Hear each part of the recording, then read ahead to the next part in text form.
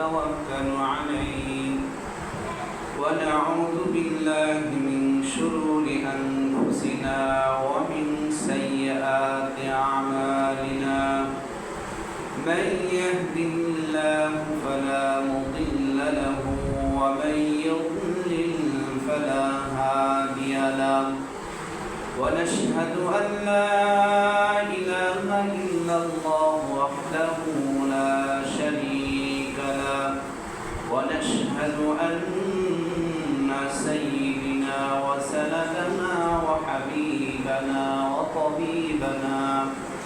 وطبيب قلوبنا وأولانا ومولانا محمدا عبده ورسوله الذي أرسله الله تعالى بالحق بشيرا ونذيرا وداعيا إلى الله بإذنه وسراجا وقمرا منيرا فقد قال الله سبحانه وتعالى في كلامه المجيد وفي فرقانه الحميد أعوذ بالله من الشيطان الرجيم بسم الله الرحمن الرحيم إن الصفا والمروة من شعائر الله فمن حج البيت أو اعتمر فلا جناح عليه أن يطوف بهما ومن تطوع خيرا فإن الله شاكر عليم وقال تعالى آية أخرى يا أيها الذين آمنوا اتقوا الله ولتنظر نفس ما قدمت لغد وقال النبي صلى الله عليه وسلم من حج هذا البيت فلم يرفث ولم يفسق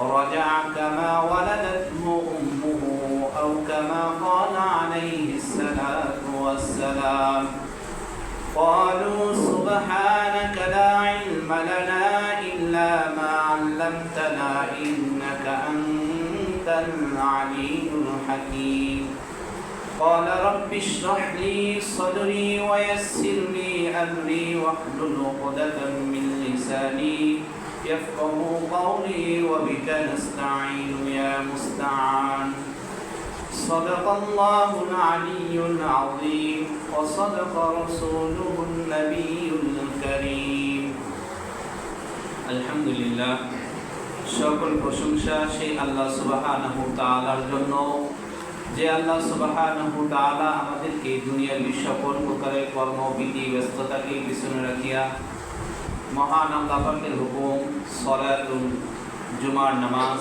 আদায়ের উদ্দেশ্যে আযানের ধ্বনি কানে পৌঁছার সঙ্গে সঙ্গে যে আল্লাহ রাব্বুল আলামিন দয়া করে অনুগ্রহ করে ভালোবেসে যাচাই বাছাই করে নির্বাচিত করে আল্লাহ পাকের মনোনীত বান্দা হিসেবে আমাদেরকে মসজিদে আসা তৎসঙ্গে কোরআন ও হাদিসের কিছু কথা বলা ও শোনার যে আল্লাহ সুবহানাহু তাআলা সুযোগ করে দিলেন ওই আল্লাহ সুবহানাহু তাআলার আলিশান দরবারে সবাই শুকরিয়া আদায় করি সকলে বলি আলহামদুলিল্লাহ আর ওই মহামানবের প্রতি লক্ষ করে দরুদ ও সালাম যিনি সাইয়্যিদুল মুরসালিন খাতামুন নবিয়্যিন আহমদ মুস্তাফা মুহাম্মদ মুস্তাফা সকলে বলি সাল্লাল্লাহু আলাইহি ওয়াসাল্লাম সম্মানিত মুসল্লি আয়াতে কারিমা যে আয়াতে কারিমা আমি তেলাওয়াত করেছি আলোচনার ধারাবাহিকতা চলতেছিল হজ সংক্রান্ত হজের যেগুলো খুঁটিনাটি বিষয়াদি আছে যারা আমরা হজে যাব ইচ্ছা পোষণ করিয়েছি, আগামীতে করব, সেই সম্পর্কে আলোচনা চলতেছিল। আজকের আলোচনার যে আয়াতে কারিমা আমি তেলাওয়াত করিয়েছি সূরা বাকারার 194 নং আয়াতে কারিমা আমি তেলাওয়াত করেছি। আল্লাহ সুবহানাহু ওয়া তাআলা হাবিব জনাবে মুহাম্মদুর রাসূলুল্লাহ সাল্লাল্লাহু আলাইহি সাল্লামের অসংখ্য অগণিত হাদিসের মধ্যে হইতে প্রসিদ্ধ গ্রন্থ বুখারী শরীফের 1690 নং হাদিসে কারিমা আমি তেলাওয়াত করেছি। আল্লাহ পাক যদি আমাকে তৌফিক দান করেন, উক্ত আয়াত ও উক্ত হাদিসকে সামনে রেখে আমি আমার নির্দিষ্ট সময় অনুপাতে আমার আলোচনা শেষ করব ইনশাআল্লাহ।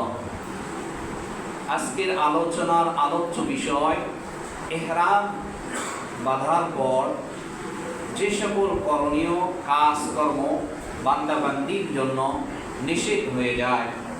এর প্রসঙ্গে আরেকটি প্রসঙ্গ রয়েছে, সেটা যেহেতু আজকে 1 মে, সে সম্পর্কে আল্লাহর হাবিব কোরআন ও হাদিস থেকে আমরা জানব আল্লাহর হাবিব সাল্লাল্লাহু আলাইহি সাল্লাম শ্রমিক ও মালিকের মাঝে কি মর্যাদা দান করিয়েছেন।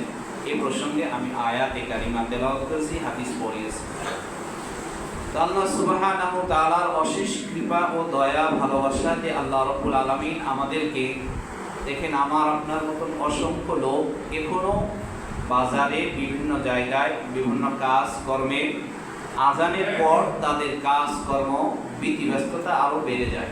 বিশেষ করে সলাতুল জুমার দিনে অনেক কাজ থাকে, সেইগুলো কাজ জুমার আগে ক্লিয়ার করতে পারে না। অথচ হাদিসে আসলে রাসূল কারীম সাল্লাল্লাহু আলাইহি সাল্লামের বিশেষ সাহাবীগণ জুমার নামাজের জন্য বৃহস্পতিবার দিন থেকে প্রস্তুতি নিতেন। বলুন না সুবহানাল্লাহ। সামনে আমার আসতেছে শুক্রবার দিন, সেই দিন জুমার দিন, সেই দিন আমার হাবিব জুমার নামাজের খুতবা প্রদান করবেন, সেই দিন আমার হাবিব জুমার নামাজে আলোচনা করবেন। সেই আলোচনা আর সেই দিন আমার মনোনীত মহান আল্লাহ রাব্বুল আলামিনের হুকুম পালন করব।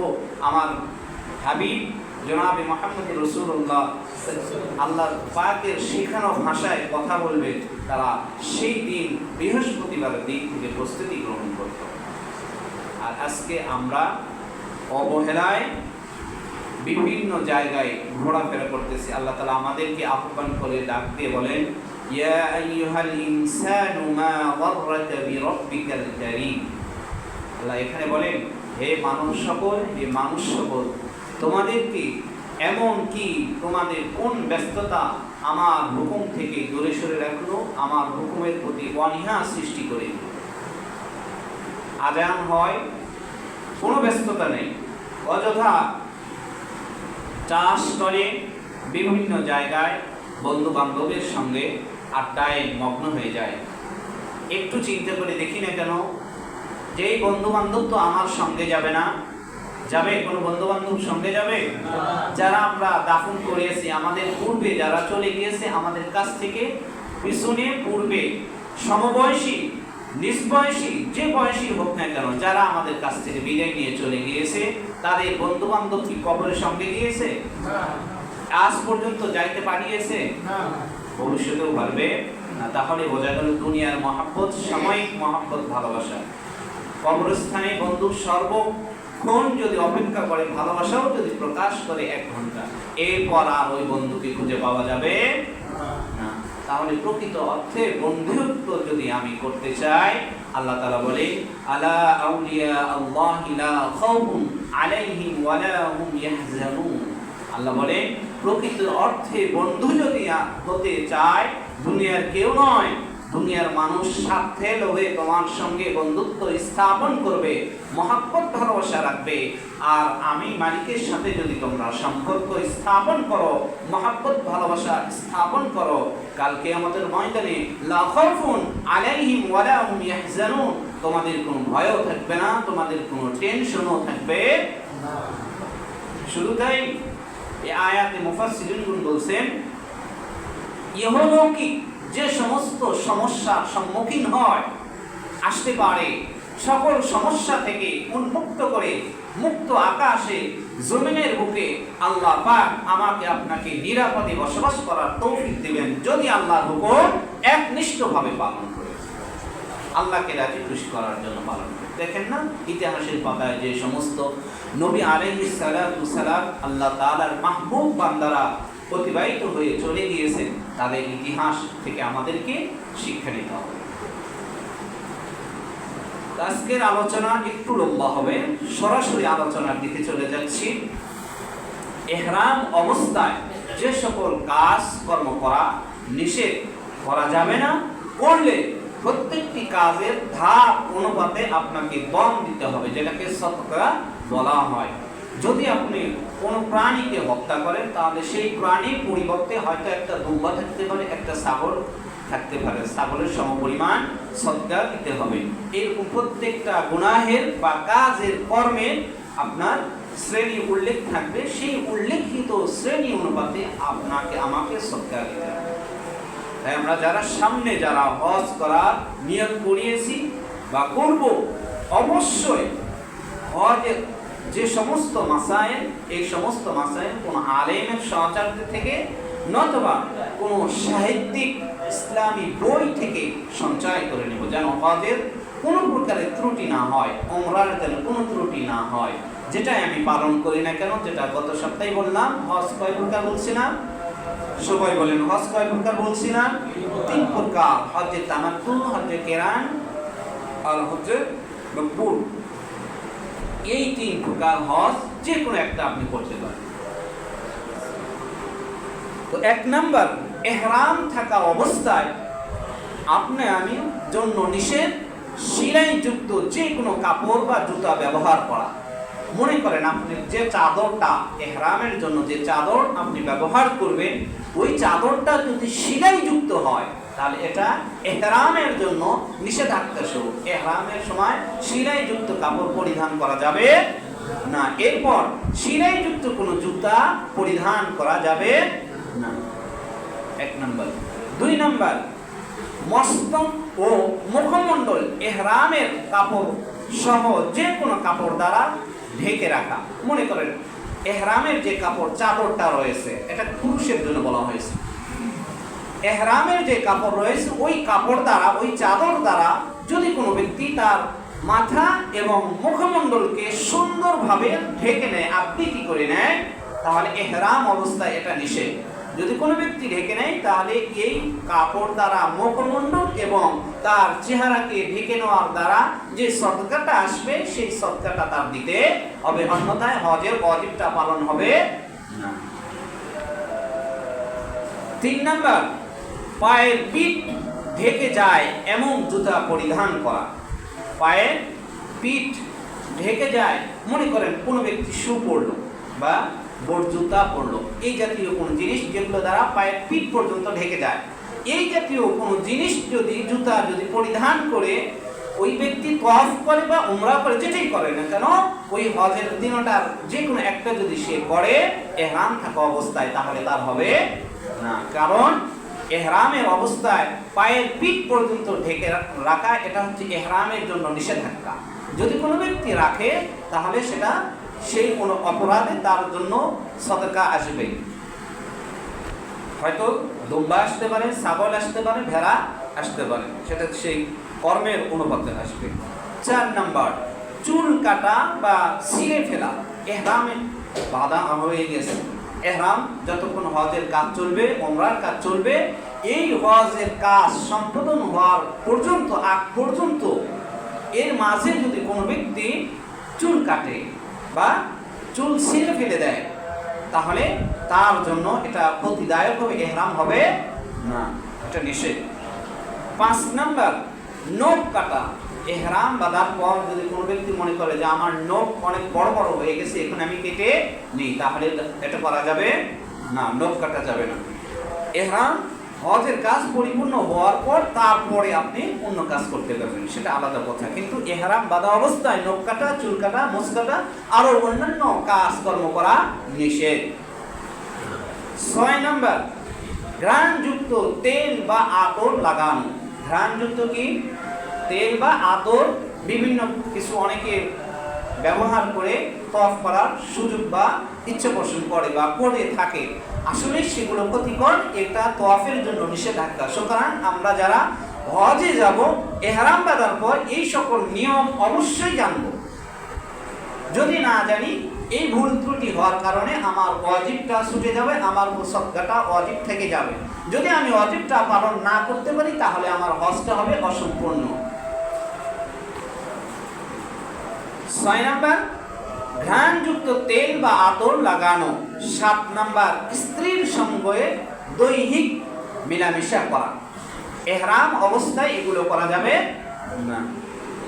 8 নাম্বার, যৌন উত্তেজনামূলক কোনো আচরণ করা বা কোনো কথা বলা, যেটা গত সপ্তাহে আয়াতে বলেছি, যে হাদিসেও বলছি, ওয়ালা লাম ইয়ারফুস ওয়ালাম ইয়াফসুক। লাম ইয়ারফুস এখানে আসছে, এই হাদিসে আসছে যে স্ত্রীর সঙ্গে যে সমস্ত কথা বলা দরকার, যে সমস্ত কার্যকলাপ বৈধভাবে হয়, একটা স্ত্রীর সঙ্গে মানুষ যখন পরিপূর্ণভাবে তার সঙ্গে দৈহিক মিলনের জন্য যে সকল কাজ, কথা, কর্ম চলে, এই সকল কর্ম ইহরাম অবস্থায় করা যাবে। 9 নম্বর, শিকার করা। মনে করেন কোনো ব্যক্তি এই দেশে বা বিভিন্ন অঞ্চলে শিকার করতে সে খুব স্বাচ্ছন্দ্যবোধ বা পছন্দ করে, দেখা গেছে ওই জায়গায় যাওয়ার পর তার কাছে এমন কিছু প্রাণী দেখছে যে সে শিকার করতে মন চাচ্ছে বা শিকার করে, যদি ইহরাম অবস্থায় হয় তাহলে তার হজটা পরিপূর্ণ হবে না, ইহরাম ছুটে যাবে। তার শিকার করার দ্বারা ইহরামের যে মূল বিধান, এই বিধানটা ছুটে যাবে।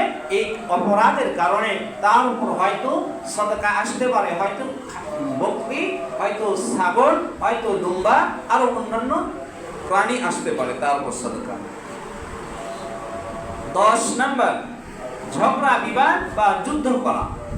ইহরাম থাকা অবস্থায়, যেটা গত সপ্তাহে আয়াতে বলছি, যে ইহরাম তওয়াফ করা অবস্থায় আপনার চোখের সামনে পড়ে যাচ্ছে এমন এক ব্যক্তি, অসহায় ব্যক্তি, সে নিচে পড়ে গিয়েছে বা একটু ডাউন হয়ে গিয়েছে, তাকে যদি আপনার শক্তি থাকে আপনার চোখের সামনে পড়ে, তুলে নেওয়ার চেষ্টা করতে হবে। তাকে ওভারটেক করে দেখা যাচ্ছে আপনি হাজরে আসওয়াদে চুমু দিবেন, এই জায়গায় কোনো লোক দাঁড়িয়ে আছে, সেই জায়গায় আপনি তাকে ধাক্কা দিয়ে বা বিরক্ত বোধ করে কর্কশ ভাষায় বলে, এক কথায় খারাপ আচরণ করে আগে যাবেন, এটা যাওয়ার কোনো সুযোগ নেই।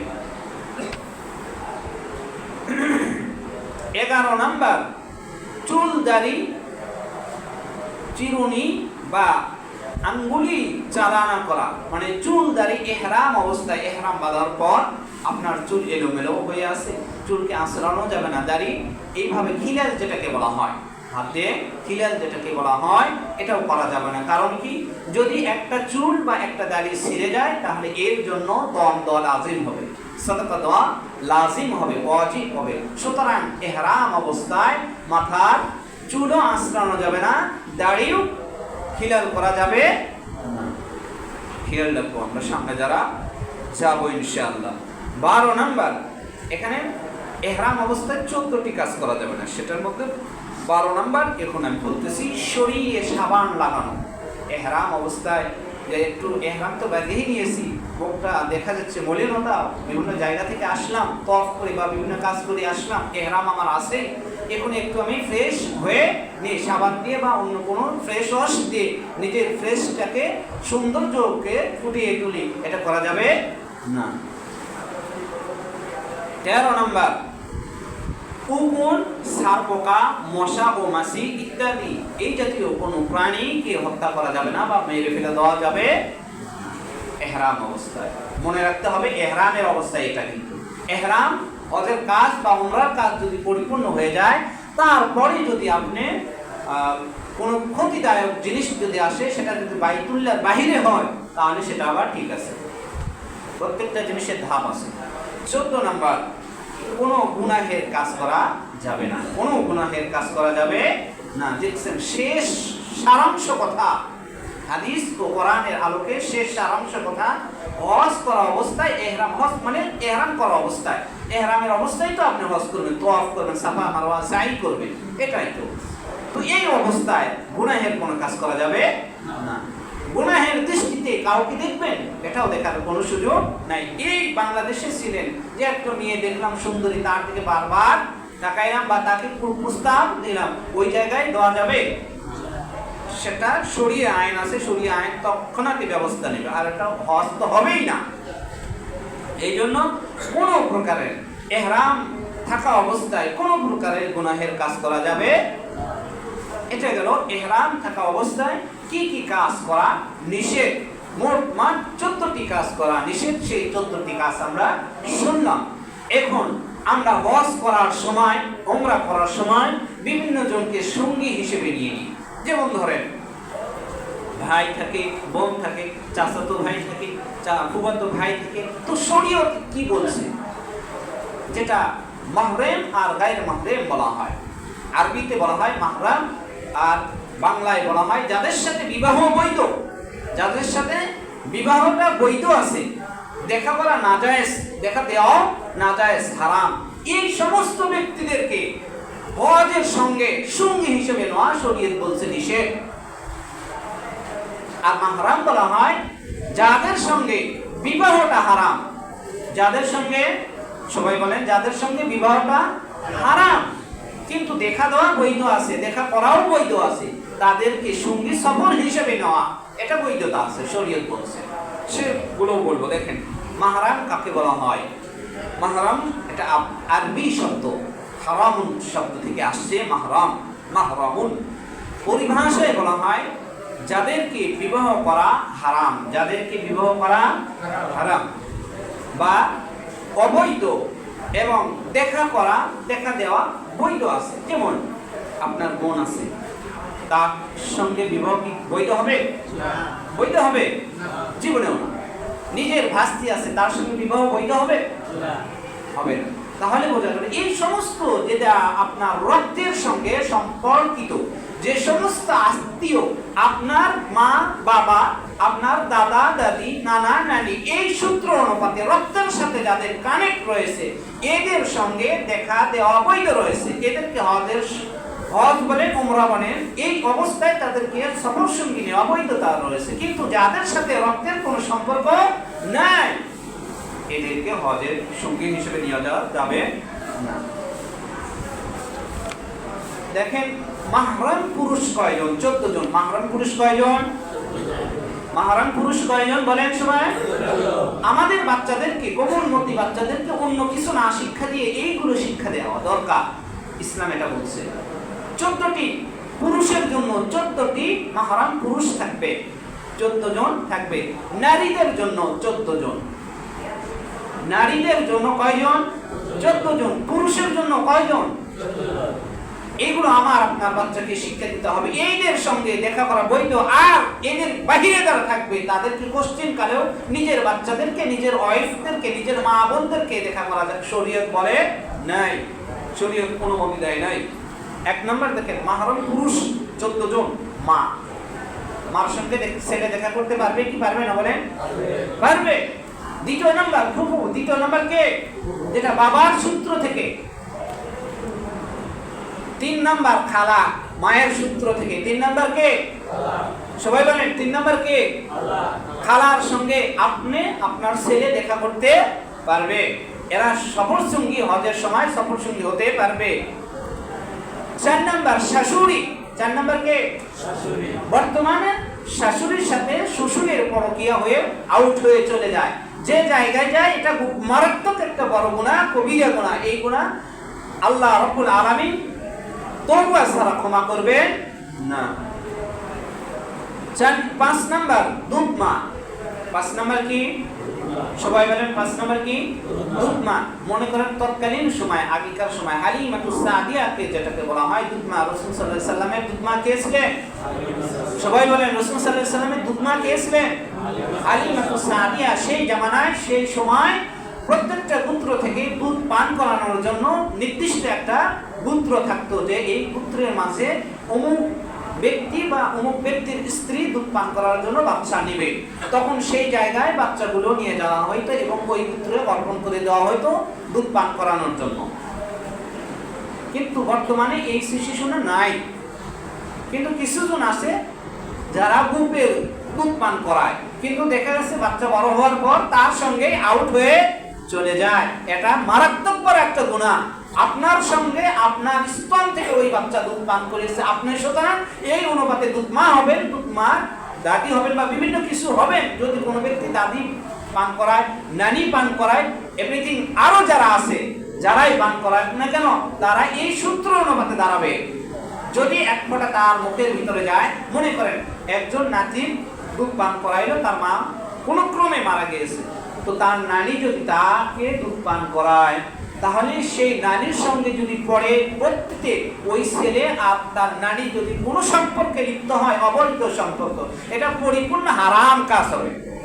পরিপূর্ণ কি কাজ হবে বলেন? কারণ কি? কারণ উভয় দিক দিয়ে, সর্বদিক দিয়ে মূল একটা কারণ, সে তার দুধ পান করা নাতি, সে তার কি দুধ পান করে নেওয়ার নাতি হবে। সুতরাং নাতির সঙ্গে তো নানি বা সম্পর্ক করতে পারে।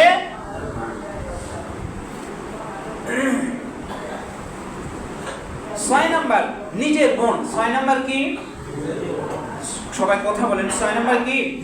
নিজের বোন। এগুলো মুখস্থ করেন, নিজের বাচ্চাকে শিখান, নিজের বাচ্চাকে পর্দাভূষিত করান, নিজের মেয়েকে করান, নিজের ছেলেকে করান, এইগুলো অধ্যয়ন করান।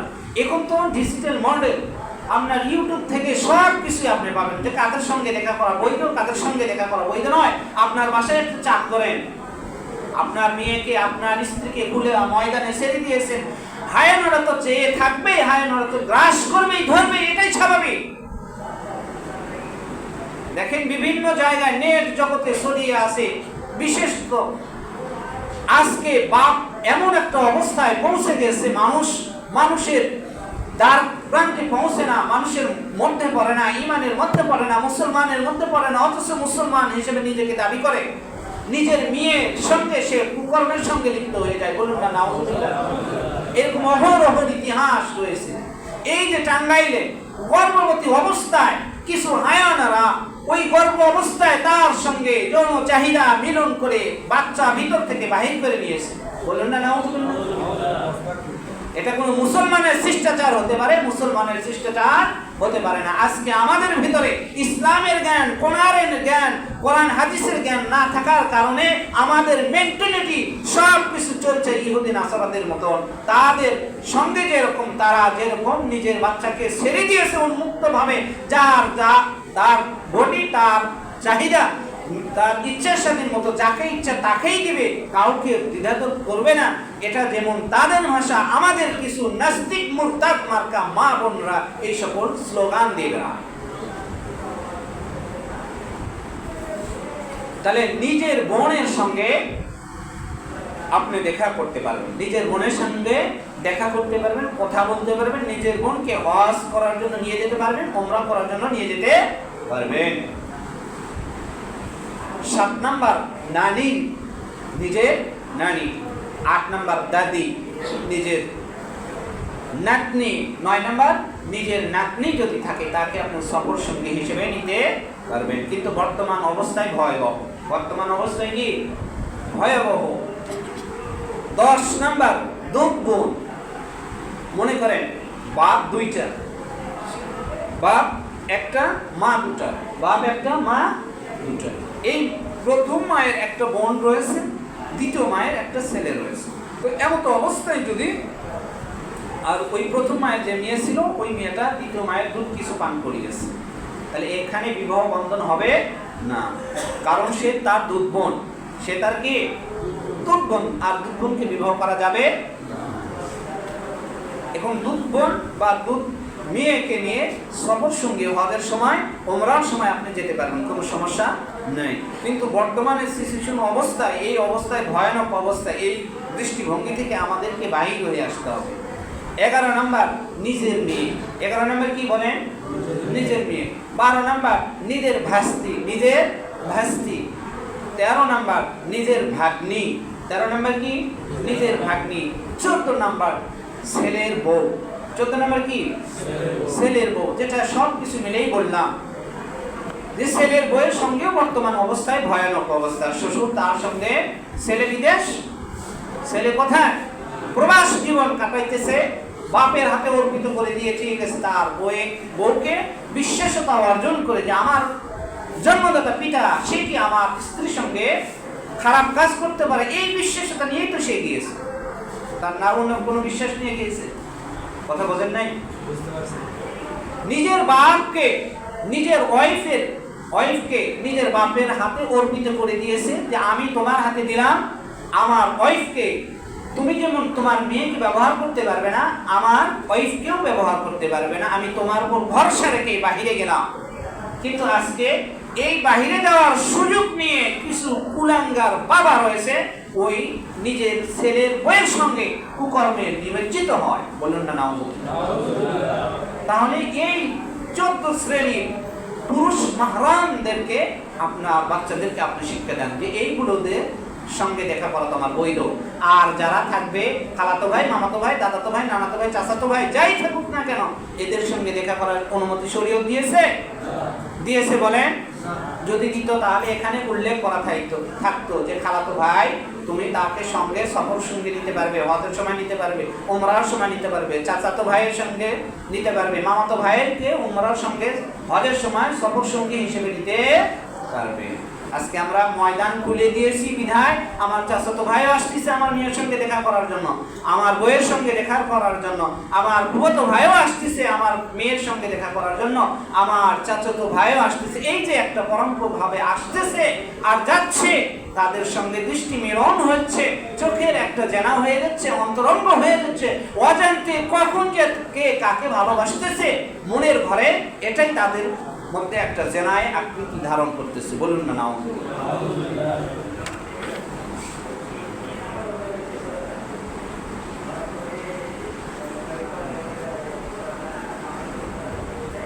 এরপর নারীদের জন্য 14 জন মাহরাম পুরুষ রয়েছে। নারীদের জন্য কয়জন? সবাই বলেন কয়জন? এই নারীদের জন্য আমরা সিলেক্ট করে নিব এইগুলো, বিশেষ করে এই 14 জন পুরুষের জন্য মাহরাম পুরুষ, মাহরাম 14 জন নারীর জন্য মাহরাম পুরুষটা অবশ্যই আমরা যদি ইসলামী মাইন্ডে আমাদের বাচ্চাকে চলাইতে চাই, কোরআন হাদিস অনুপাতে যদি চলাইতে চাই, তাহলে বাসায় আমরা অবশ্যই এগুলো লিস্ট তৈরি করে বলবো যে এই অনুপাতে এদের সঙ্গে দেখা করবে, এদের বাইরে যারা আছে দেখা করা যাবে। নারীদের মাহরাম পুরুষ হচ্ছে 14 জন। 1 নাম্বার বাবা, 1 নাম্বার কে? 2 নাম্বার চাচা, 2 নাম্বার কে?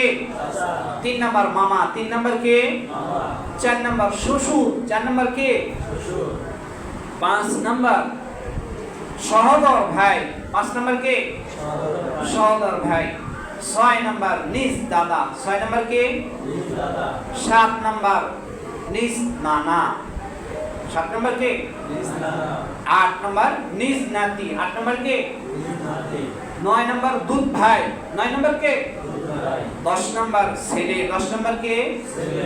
11 নাম্বার ভাইয়ের ছেলে, ভাইয়ের এটাকে ভাসতে বলা হয়, ভাইয়ের ছেলে। 12 নাম্বার বোনের ছেলে, 12 নাম্বার কি?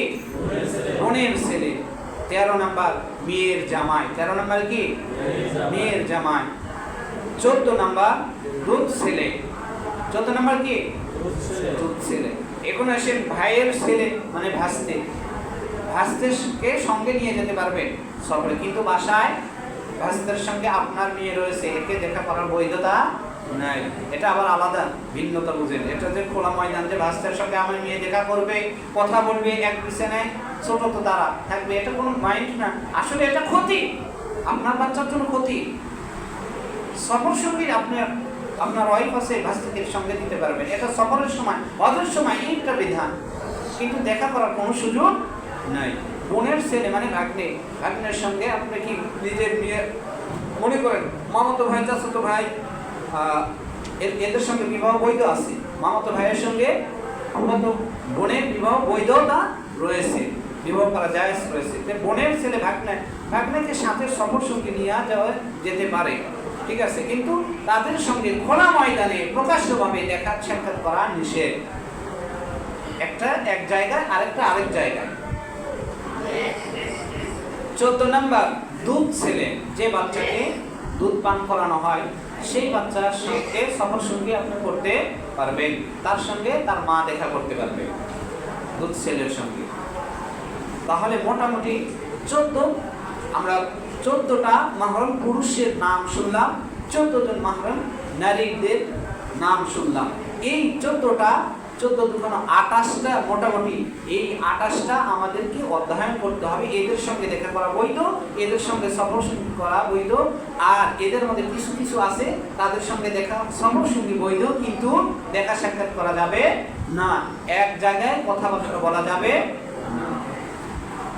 যে আয়াতে কারিমা আমি তেলাওয়াত করেছি, আল্লাহ সুবহানাহু ওয়া তাআলা বলেন 158 নং আয়াত, ইন্না সাফা ওয়াল মারওয়াতা মিন শাআইরিল্লাহ ফামান হাজ্জাল বাইতা আও ইতামারা ফালা জুনাহা আলাইহি আন ইয়াতাওয়াফা বিহিমা ইলা আখির আয়াত।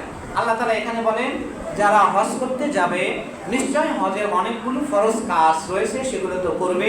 তার মধ্যে আরেকটি কাজ রয়েছে, ইন্না সাফা, সাফা নামক একটা জায়গা রয়েছে, ওয়াল মারওয়া, মারওয়া নামক একটি জায়গা রয়েছে। সাফা ও মারওয়া দুটো পাহাড়, এই মধ্যবর্তী জায়গা। এটা কি আল্লাহ তাআলার পক্ষ থেকে একটা নিদর্শন কিনা? আল্লাহ বলছেন মিন শাআইরিল্লাহ, এটা আল্লাহ তাআলার একটা নিদর্শন। হজ্জে বাইতুল্লাহকে তাওয়াফ করা যেমন একটা আল্লাহ তাআলার নিদর্শন, সাফা মারওয়া সাই করা, এটাকে দৌড়াদৌড়ি করা, 7 চক্কর দেওয়া, এটা আল্লাহ পাকের একটা নিদর্শন। এর মধ্যে কল্যাণ রয়েছে। আল্লাহ তাআলা বলেন ফামান হাজ্জাল বাইতা আও ইতামারা, যে ব্যক্তি হজ অবস্থায় অথবা উমরা অবস্থায় সাফা মারওয়া সাই করলো অর্থাৎ দৌড়াইলো, তার জন্য ফালা জুনাহা আলাইহি, তার জন্য কোনো ক্ষতি নাই, কোনো ভয়ও নাই, কোনো কিছুই নাই, ক্লান্তিও নাই। এক কথায় এটা দোষণীয় কোনো বিষয় নয়। সাফা মারওয়া সাই করবে, ঘোরাঘুরি করবে, দৌড়াদৌড়ি করবে, যা কাজ সেখানে সেটা সম্পাদন করবে, সেটা হজের ক্ষেত্রে হতে পারে, উমরার ক্ষেত্রে হতে পারে, এটা কোনো দোষণীয় বিষয় নয়। ফালা জুনাহা আলাইহি, এটা তার উপর দোষণীয় বিষয় হবে না। আইয়াতাওয়াফা বিহিমা, বলছে আইয়াতাওয়াফা, তাওয়াফা ইউতাইয়িফু মানে ঘোরাঘুরি করা, তাওয়াফ করা, জিয়ারত করা, চক্কর দেওয়া, যেটা যাই বলি না কেন, বিহিমা ওই দুটা মানে হজ এবং উমরা। উমরা এবং হজের ক্ষেত্রে যারা সাফা মারওয়া বাইতুল্লাহ তাওয়াফ করবে, তো এটা তাওয়াফ করার ক্ষেত্রে কোনো দোষণীয় বিষয় নেই। তৃতীয় নাম্বার একটা কথা বলতেছেন আল্লাহ তাআলা, ওয়ামান তাতাওয়া খায়রা, যে ব্যক্তি ইচ্ছাকৃতভাবে নিজ আগ্রহে কোনো ভালো কাজ করলো। যদি কোনো ব্যক্তি নিজ আগ্রহের সহিত ভালো কোনো কাজ করেন, আল্লাহ তাআলা বলেন ফাইন্নাল্লাহা শাকিরুন আলিম, নিশ্চয় আল্লাহ রাব্বুল আলামিন আলিম, সব কিছুই জানেন। আল্লাহ কি জানেন? সব কিছুই জানেন। এই যে আমরা এখানে আসছি যারা, আমাদের মনের অবস্থা কে জানে? আল্লাহ সুবহানাহু ওয়া তাআলা জানেন। আল্লাহ বলেন ইন্নাল্লাহা আলিমুম বিযাতিস সুদূর আল্লাহু আলা কুল্লি শাইইন কাদির। অসংখ্য আয়াতে কারিমা আল্লাহ তাআলা নিদর্শন স্বরূপ উপস্থাপনা করেছেন যে বান্দার মনের ভিতর কি কি পরিকল্পনা হতে পারে আমি রব্বুল আলামিন ভালো জানি। বান্দা কি জিনিস চায়, আমার কাছে কি উদ্দেশ্যে আসছে, কাকে খুশি করার জন্য আসছে, কাকে সন্তুষ্টি করার জন্য এই এলাকার প্রধান হয়েছে, কাকে সন্তুষ্টি করার জন্য মসজিদের সভাপতি হয়েছে, আমি সব কিছুই কে জানেন? আল্লাহ সুবহানাহু ওয়া তাআলা জানেন। আল্লাহ বলেন ফাইন্নাল্লাহা শাকিরুন আলিম, আল্লাহ তাআলা সব কিছুই জানেন এবং তোমার মনের চাহিদা, নেক চাহিদা যদি হয়, আল্লাহ তাআলা শাকিরুন, এর প্রতিদান ভালোটাই দিবেন। সুবহানাল্লাহ। আল্লাহ তাআলা অন্য এক জায়গায় বলেন ইন্নাল্লাযীনা আমানু ওয়া আমিলুস সালিহাত উলাইকা হুম খায়রুল বারিয়া, যদি কোনো ব্যক্তি যারা ঈমানদার মুমিন হবে, পরহেজগার হবে, তাদের কাজ, তারা যে কাজকর্ম করবে সেই কাজের পিছনে একটাই লক্ষ্য উদ্দেশ্য থাকবে যে তার মালিককে খুশি করার উদ্দেশ্য। আল্লাহ তাআলা বলেন যে ফামান ইয়ামাল মিসকালা যাররাতিন খায়রান ইয়ারা, যদি কোনো ব্যক্তি একটা সরিষাকে 3 খণ্ড করে 2 খণ্ড বাদ দিয়ে 1 খণ্ডকে আবার যদি খণ্ডন করা হয়, এইভাবে যদি খণ্ডন করতে করতে বারবার করা হয়, তাহলে দেখা যাবে খণ্ডনটা এক সময় নিঃস্ব হয়ে যাবে। কিন্তু মানুষের মনের যে পরিকল্পনা, পরিবাসনা, এটা কে জানে? আর এর প্রতিদান আল্লাহ তাআলা দিয়ে দিবেন, উত্তম প্রতিদান দিয়ে দিবেন। বলুন না সুবহানাল্লাহ। এরপর আল্লাহ সুবহানাহু ওয়া তাআলা এবং রাসূল সাল্লাল্লাহু আলাইহি সাল্লাম বলেছেন কুল্লুকুম মাসউলুন আন রাইয়াতিহি। আল্লাহ তাআলা আল্লাহর হাবিব সাল্লাল্লাহু আলাইহি সাল্লাম বিদায়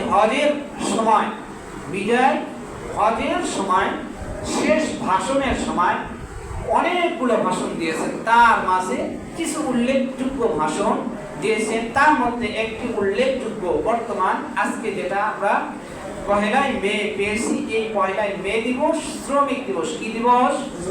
সবাই বলেন কি দিবস? শ্রমিক দিবস। দেখেন আল্লাহ তাআলা কি মর্যাদা দিয়েছেন, রাসূল কি মর্যাদা দিয়েছেন, উৎসাহিত কিভাবে করছেন, সেই আলোকে কথা বলার চেষ্টা করব ইনশাআল্লাহ। 1:05 বাজে, 5 এর মধ্যে ছেড়ে দেব, 10 এর মধ্যে আর 5 মিনিট কথা বলবো। দেখেন রাসূল সাল্লাল্লাহু আলাইহি সাল্লাম বিদায় হতে ভাষণ দিয়েছেন যে, হে আমার উম্মত সকল, তোমরা যত ধরনের শ্রমিক রয়েছে তাদেরকে কখনোই বাঁকা চোখে দেখিও না, তাদের ন্যায্য মূল্যটা দিয়ে দাও। এটা রাসূলের কথা। যদি কোনো ব্যক্তি ন্যায্য মূল্য, শ্রমিকের ন্যায্য মূল্য, শ্রমিকের ন্যায্য প্রাপ্য যদি কারো মাধ্যমে, যদি কোনো কারণে, কোনো ব্যক্তির কারণে, কলমের খসার কারণে না হয়, তাহলে আল্লাহ তাআলা হাদিসে কুদসির মধ্যে আল্লাহর হাবিব সাল্লাল্লাহু আলাইহি সাল্লাম ইরশাদ করেন, আল্লাহ তাআলা আমাকে স্বয়ং নিজে বলেছেন, আল্লাহ রাব্বুল আলামিন কাল কিয়ামতের ময়দানে 3 শ্রেণীর ব্যক্তির বিষয়ে আল্লাহ তাআলা নিজে মামলা দায়ের করবেন। কয়জন ব্যক্তি? সবাই বলেন কয়জন ব্যক্তি? 3 শ্রেণীর ব্যক্তির ব্যাপারে আল্লাহ তাআলা স্বয়ং নিজে মামলা দায়ের করবেন। এখন তো দুনিয়ার বুকে মনে করেন একজন অপরাধী নয়, তাকে অপরাধীর সাজানোর জন্য, মামলায় জর্জরিত করার জন্য, তাকে হেনস্থ করার জন্য, সমাজে তাকে ছোট করার জন্য মামলা করা হয়। কিন্তু আল্লাহর আদালতে এটা চলবে না। দেখেন 3টা বলে আমি শেষ করে দেব। 1 নাম্বার, শ্রমের মর্যাদা এবং গুরুত্ব। শ্রমের মর্যাদা এবং গুরুত্ব। কোন ব্যক্তি যে শ্রম দিচ্ছে, আমার প্রতিষ্ঠানে, আমার অফিসে যে শ্রম দিচ্ছে, মালিকের উচিত তার শ্রম অনুপাতে তার শ্রমকে আমাকে মূল্যায়ন করতে হবে। সে যে শ্রম দিচ্ছে, ওই শ্রমের মাধ্যমে আমি ডেভেলপ পাইতেছি, আমি লাভবান হইতেছি, তার শ্রমকে মূল্যায়ন যদি আমি করতে জানি, আল্লাহ তাআলা এবং রাসূল সাল্লাল্লাহু আলাইহি সাল্লামের হাদিসের আলোকে আল্লাহর আদালতে আমরা কোনো প্রশ্নের জবাবে পড়ব না। যদি শ্রমিকের শ্রমটা মূল্যায়ন যদি না করি, আল্লাহর আদালতে আমাদেরকে জবাবদিহিতার আওতায় পড়তে হবে। আল্লাহ নিজে মামলা দায়ের করবে। 1 নাম্বার। 2 নাম্বার, শ্রমিকের অধিকার দিতে হবে। শ্রমিকের কি দিতে হবে? অধিকার দিতে হবে। আগে 1 নাম্বার কথা ব্যাখ্যা আছে। যে কোনো কাজ হোক, সেটা যদি ন্যায্য হয়, সঠিক হয়, আদার্স কোনো হারামের সঙ্গে সংযুক্ত নয়। আপনি রিস্কা চালান, রিস্কা চেলে কর্ম করে সঠিক টাকা উপার্জন করে নিজের পরিবার পরিজন আত্মীয় স্বজন করে নিয়ে খাওয়া দাওয়া করতেছেন, এটা কি প্রভাবশালী কোনো লোক ছোট আকারে দেখার কোনো সুযোগ নাই। এখানে শরীয়ত বলছে, রাসূল বলছেন, তুমি অন্যকে, তোমার উপার্জন ছিল হারাম আর তার উপার্জন ছিল সঠিক, তুমি তাকে বাঁকা চোখে দুনিয়ার বুকে দেখিয়েছো আর নিজে বাহাদুরি করে চলিয়েছো। আজকে আমার কাছে ওই শ্রমিকের হামটা আমার কাছে গ্রহণযোগ্য, তার মর্যাদা আজকে আমার কাছে সবচেয়ে হাইলাইট, তার মর্যাদা আজকে তোমার চাইতে সবচেয়ে বৃদ্ধিমূলক, সম্মানমূলক। সুতরাং আজকে তোমার মর্যাদা কোথায়? পাইব না। 2 নাম্বার, শ্রমিকের অধিকার দিতে হবে। শ্রমিকের অধিকার দিতে হবে। শ্রমিক যা প্রাপ্য, ছুটির টাকা বলেন, এভরিথিং যা কিছু বলেন, আমাদের মাধ্যমে, আমি সোজা কথা বলে দিচ্ছি সংক্ষেপে, 8:02 মিনিট কথা বলবো। যারই মাধ্যমেই হোক, আপনি ঊর্ধ্বতর কর্মকর্তা আছেন, আপনার অধীনস্থ যারা আছে, আপনার কর্মের খোসায় যেন আপনার অধীনস্থ যারা রয়েছে তাদের যেন কোনো শ্রমের পারিশ্রমের মধ্যে যেন কোনো কমতি না হয়, তাদের শ্রমের যেন কোনো ক্ষতি না হয়, এটা মাথায় রেখে কাজ করবে। পারবো ইনশাআল্লাহ? আমরা যারা বিভিন্ন জায়গায় কাজ করি, পারবো তো ইনশাআল্লাহ? কারো বাসা ভাড়া নিয়েছি, মনে করেন যে এখানে আমি যা খুশি তাই করব, নিজের বাসায় যা খুশি তাই করাই আমি, সবাই কথা বলেন, করি। এটাই মাথায় রাখতে হবে। বাসা ভাড়া নিয়েছি সাময়িক সময়ের জন্য, আমাকে যা খুশি তাই করা যাবে না, আমাকে আমার সামঞ্জস্য বজায় রেখে কাজ করতে হবে। যেটা আমার মেমোরি কাজ করে সেটা আমার করতে হবে। 3 নাম্বার, শ্রমিককে তার দায়িত্ব পালন করতে হবে। শ্রমিকের কি কাজ, তার দায়িত্ব যতটুকু সেই দায়িত্বর জায়গা থেকে পরিপূর্ণভাবে কাজ করে যেতে হবে। দায়িত্বের মাঝে অবহেলা করা যাবে? যে আমাকে তো কেউ দেখতেছে না, সিসি ক্যামেরা আছে, সিসি ক্যামেরার উপর যে জায়গা থেকে ওই জায়গাটা আমি কিছু পর্দা দিয়ে ব্যবস্থা করে দিলাম